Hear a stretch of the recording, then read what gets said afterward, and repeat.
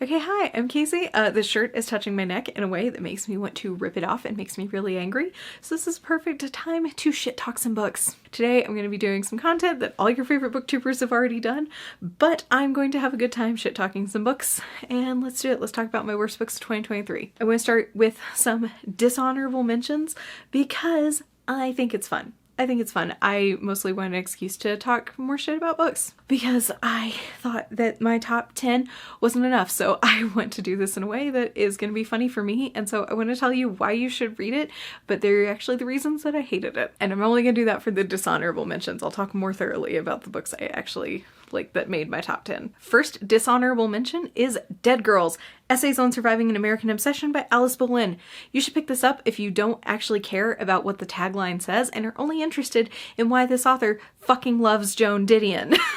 If you only want to read one essay that kind of talks about it, but really only talks about the white women that have been killed by really famous serial killers, but just really goes into how Joan Didion inspired this author, why she moved to LA, Joan Didion, why she does anything, Joan Didion, why she dates the men she dates, Joan Didion.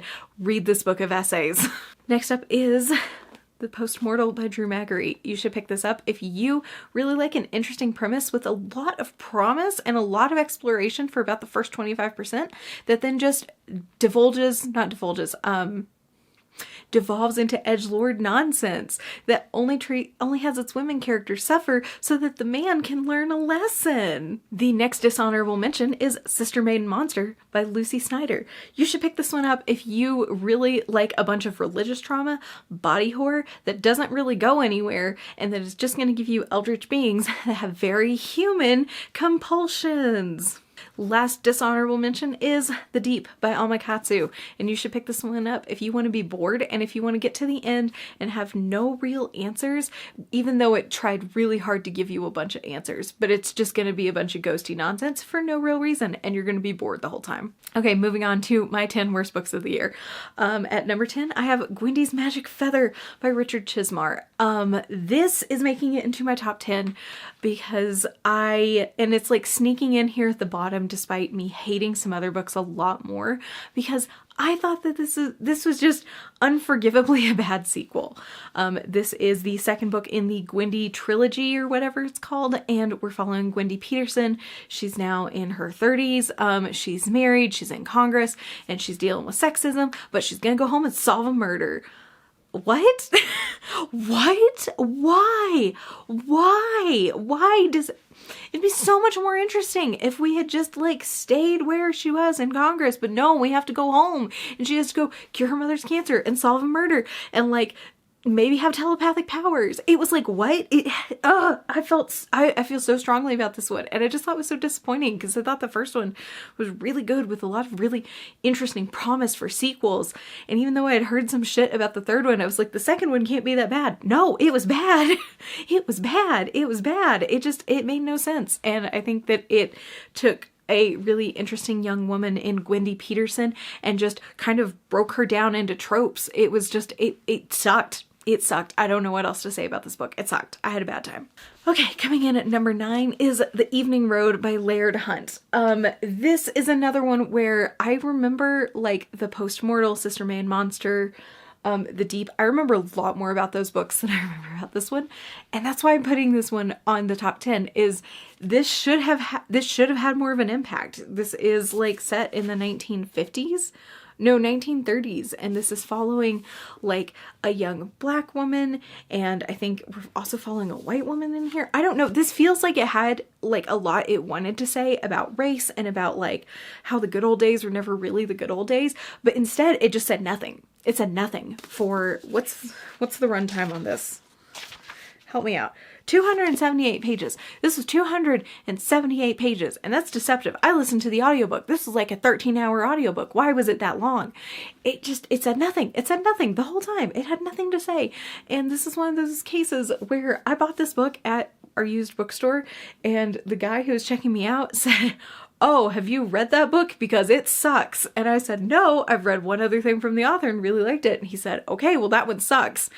And I should have listened to him. I wasted $3 of my money on this to just say nothing and just infuriate me. It was nothing. It was nothing of substance. And I hated that because it felt like it had something to say and it just didn't do it.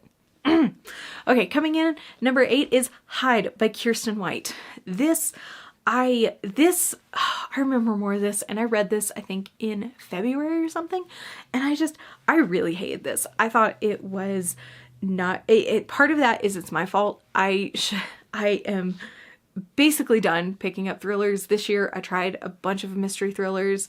I say a bunch, it was like maybe 5, but none of them worked for me. And I know they don't work for me, but I still was like, well, I'm going to expand my reading palette and I'm going to do this. And no, it doesn't work. And this was the first one I read and I hated it so much. I thought it was boring, and if stuff is going to get weird and culty and eldritch, I want it to go there. I want it to be violent and hard and difficult to read, and instead, this was just boring. And it didn't like make me mad, but it put me in a reading slump. I listened to the audiobook all in one evening, and then I didn't read anything for a week because I was like, what do I do after this? This was nothing. And I just put me in a bad place and I had a bad time with it. And so it's coming in at number 8. Okay, coming in at number 7 is kind of the last one of the last ones I have here that I'm like, I see a world in which someone loves this book, but I just didn't. And it's The Remains of the Day by Kazuo Ishiguro. This was bad. This I had a horrible time with. I read this recently. I complained about it in, I think, my November wrap up. Yeah, that makes sense because I listened to it with the mice and that was in November.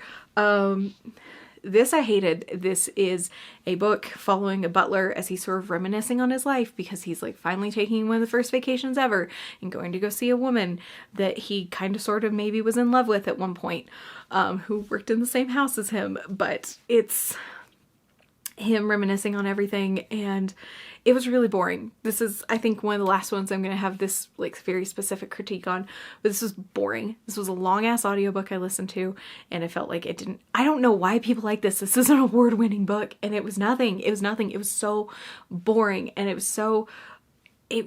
had such a hard time listening to this misogynistic, nasty old man who had been misogynistic and nasty his whole life sit there and like just reminisce on being misogynistic and nasty and being like, oh, I like this woman who I definitely have feelings for, but I'm never going to admit to it. I was like super cruel to her, but why'd she get her feelings up in a knot? Like, what? And I don't know why people like this. This is surrounding like World War I and World War II stuff. And like, maybe that has something to do with it, but I thought this was shit. I thought it was shit. I hated it. I thought it was bad. I had a very bad time with it and I was really miserable the whole time I was reading it, and it's making it to my worst list because I don't understand. If you read this book and you loved it, please tell me in the comments. I'm like, by the way, all of this is just my opinion. I'm sitting here ranting because it's kind of fun for me, but this is all just my opinion and I would love to hear why you like this book in particular. If you want to tell me what you liked any of the others, please do in the comments. This one in particular, I need someone to tell me what I missed. Is it that I don't understand it? Is it the English translation was dry? What was going on here? What did I not get? Or did I get it and it just wasn't for me? Please enlighten me down below. Okay, the next book on this list is Gwendy's Final Task by Richard Chismar and Stephen King. That's right, 2 of these books for the series are making it on this list. I really got mad at this.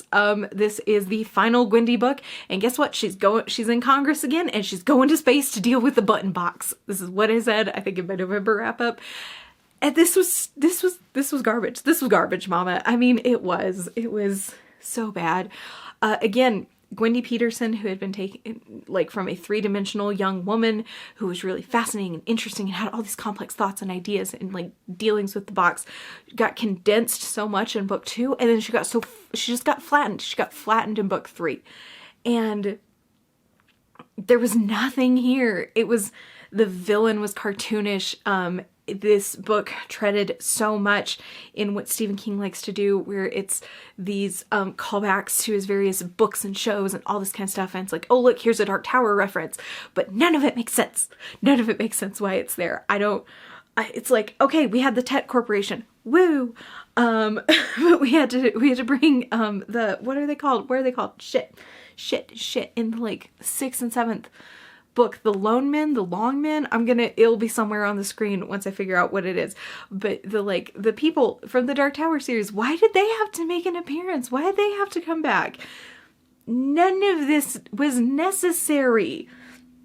Instead of kind of reeling it back in and being like, let's make this more of a character study of a person who has all this power, who's slowly being corrupted by it. No, instead we just gave her Alzheimer's. Because the box needed to protect itself. I don't know. It was stupid. This book made me so mad.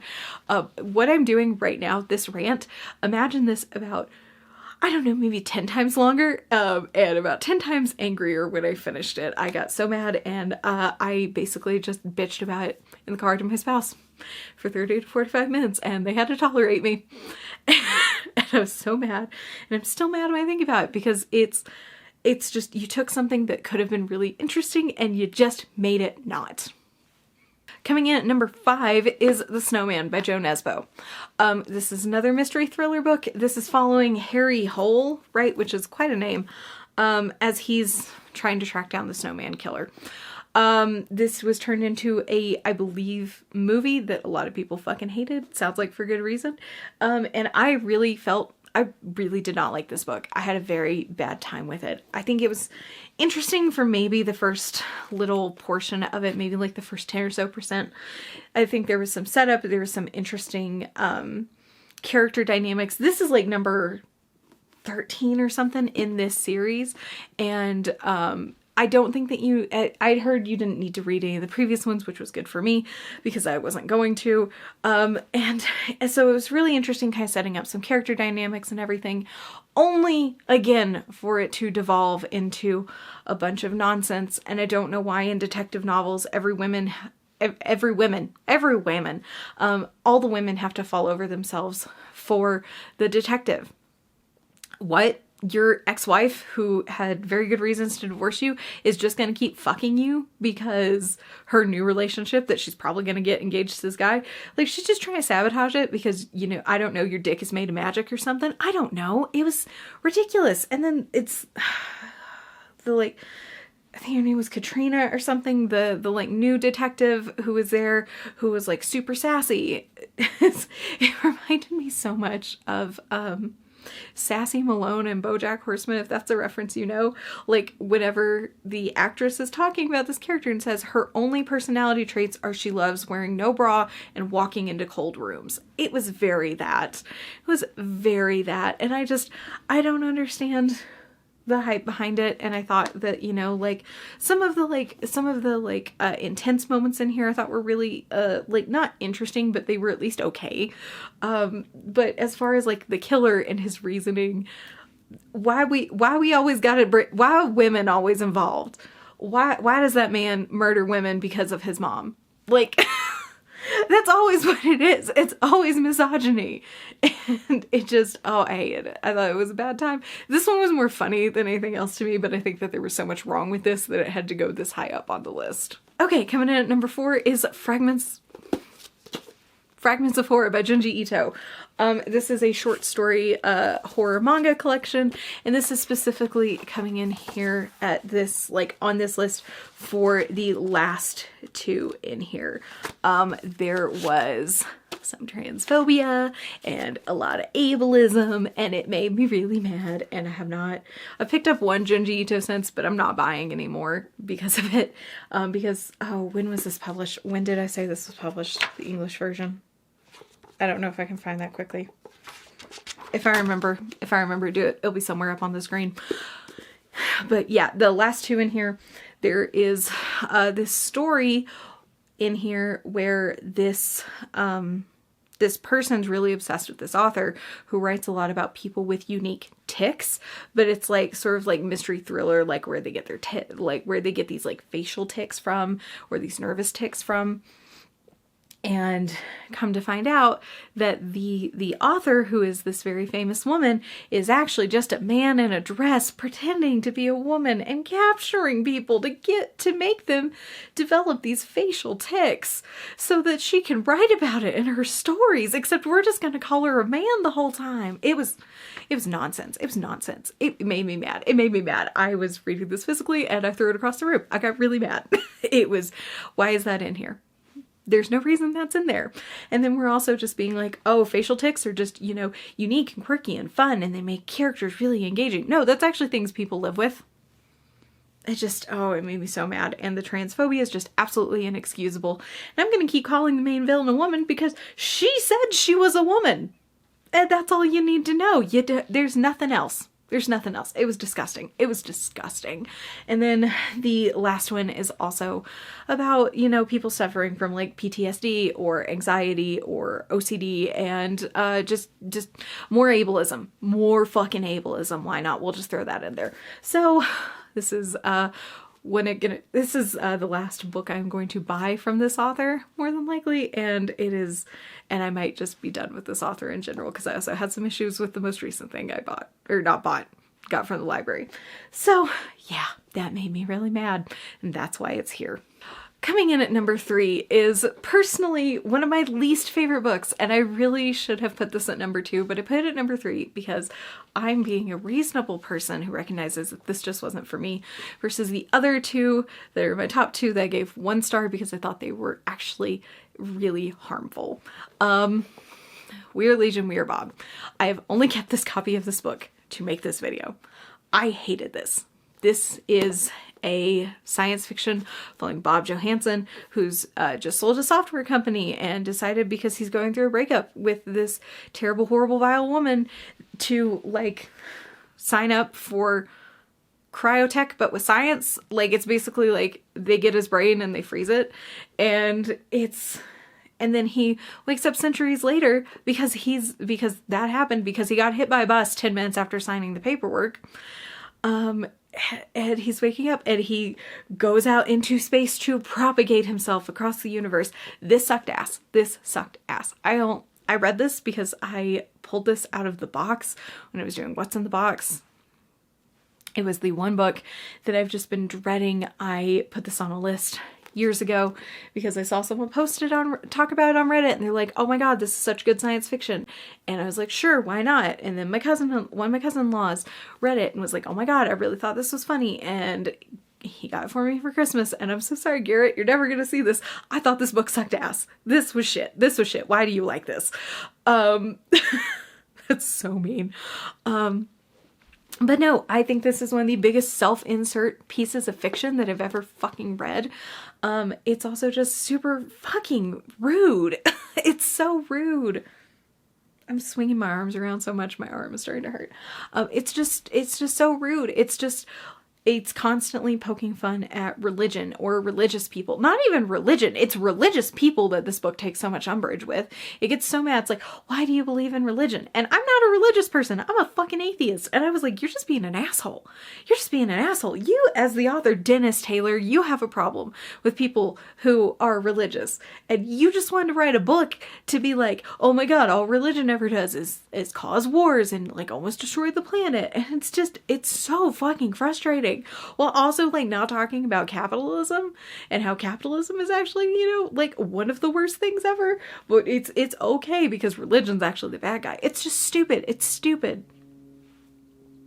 And there's a time in here when Bob is like replicating himself across the universe, but you can't just call yourself Bob 1 and Bob 2. No, you should just reference every single piece of media that you've liked in the past 10 years. And you should name yourself Homer and do bad Homer Simpson impressions. Or name yourself Peter and do bad Peter Griffin impressions. It was bad. I listened to the audiobook with my spouse, and this was one of those that I knew I had to read all in one day or I was never going to come back to. And frankly, I should have fucking called it quits. I should have called it quits on this. But I was like, this has been sitting on my shelves for years. Someone bought this for me. Someone like thought about me when they bought it. And so I'm going to push through. No, I should have given up on this. No, that was a bad idea. I hated this. This is like personally one of my least favorite books that I've ever had the misfortune to read, because it does all of that shit that I've complained about, and it's boring and nothing happens.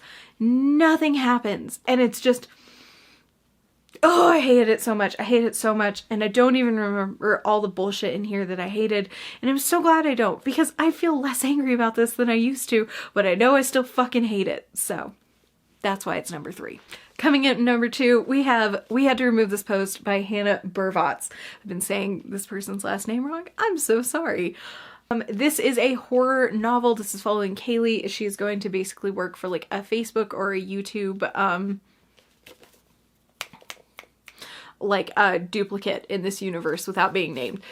And she is going as a content moderator. So she is there to watch a bunch of stuff to make sure that it is appropriately flagged. This means that she's watching a bunch of really vile, horrible, heinous content. And it is supposed to be about the way that social media can influence our brains and change everything. But instead, it just sucked. It just was bad. I'm going to say that a lot. Sometimes I don't have really good criticism. I thought this was particularly bad because, for a couple of reasons. Number one, I really didn't appreciate like the slurs and stuff that are in here, in particular with a character who's like, oh, well, I'm half Jewish or whatever the reason was. So I can say the N-word. What? And again, I don't always need like, I don't think that like a book's opinion is an author's opinion, but I want some pushback, and there was none of that. And honestly, this didn't, I think that this had a lot that it could have said, and it didn't say any of it, and it didn't do any of it. And instead it just was weird. And this has to be one of the worst endings I've ever read. It literally just stops like mid-thought. I hated it. I thought it was really bad. I did not understand the appeal of it, and it sucks because I love this cover. It's just such a gorgeous and dynamic cover, and I hated this. I hated this book. I thought it was bad. I had a bad time with it, and I gave it 1 star. And I really just don't think that this is good. I think it's a little damaging if you're going into it like not prepared to read it critically, and I thought it was bad. I thought it was really, really bad, and it's at number 2. Okay. You've made it this far. You're here. You want to hear. You've heard me bitch and rant until the point that I'm tired about all the other books that I hated this year. Here's number 1. It's Hidden Pictures by Jason Rekulak. Why the fuck did this win Goodreads Best of Horror? This is a right-wing dog whistle if I've ever fucking read one. This was bullshit. This is following, I don't even remember the names, and I don't care enough to look it up. This is following a young woman who's recently struggled through her addiction and going through AA and I believe NA, and is now getting this nice babysitting job to like au pair. She's watching like this 6-year-old kid while the parents are going and doing work at science places. How dare they? And she's staying with this kid all day, and then weird stuff is happening, ghost stuff is happening. But don't worry, because she's super religious, because she learned that from AA and NA. She's gonna be the only person who believes it, and you know, the mom and dad are super into science, and they don't believe it, and they're the bad guy. This book is bullshit. This book is bullshit. It's bullshit. Why did this win? Why was it, number 1, why is this so popular? And number 2, why the fuck did this win? This was Goodreads Best of Horror. Why were people fucking talking about this all over TikTok? The only reason I picked this book up is because I could not go on Book Talk for 5 seconds without seeing all the horror people fucking tripping over themselves to recommend it, being like, oh my god, the twist in here, it's so incredible. No, it's not. It's transphobic. It's transphobia. It's transphobia. How is that an incredible twist? It's not. It's not. Spoiler alert, by the way, they transed a kid. That was the twist. That they transed the kid.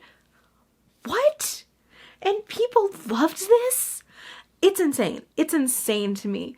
And it's just, there's so much of this shit that's in there, like these references to Harry Potter and to J.K. Rowling, and the parents being like, we don't keep her books in our house anymore because she's a terrible person, because spoiler alert, she fucking is. And the main character being like, oh, but it's so whimsical and magical, maybe she's not a bad person. What? And it's just the whole thing. It's like the main character is just so, she's like, I can't believe these fucking stupid science bitches are sitting here and they're teaching their kid to, you know, talk about consent and to like, you know, sit there and voice their opinions about stuff. But don't worry, they trans the kids, so they're the bad guys. And obviously they're super unhappy in their marriage because, you know, I don't know, science makes you unhappy. So the dad's trying to sleep with the main character the whole book. It was stupid. It was stupid. It was so frustrating. It's so frustrating. It's so bad. It's so bad. Why do people like this? And I'm mostly offended that there were so many people on like goddamn Book Talk who just, this was everywhere, who would not stop talking about it. And in particular, I saw this on so many lists that are like twist you'll never see coming. And I'm like, did you not engage with this critically? I'm being mean right now because this book made me feel like a crazy person. I was like, how did no one see this? If you want a more comprehensive like review of this, I will link Books with Bethany, Bookish Bethany, her review down below, because it's so much better than what I'm going to give you now, because I'm mad about it. I'm mad about it. You can see like my cheeks are all fucking red and stuff because I'm mad. And she just like actually talked about it in a way that's comprehensive. So I will link that down below if you want to see someone talk about this with a lot more elegance and eloquence than I can. Okay. No such.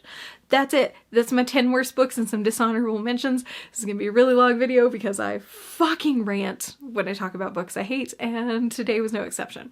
Please feel free to do algorithm things if you want. I will see you next Friday, and I hope you're having a wonderful new year. Bye.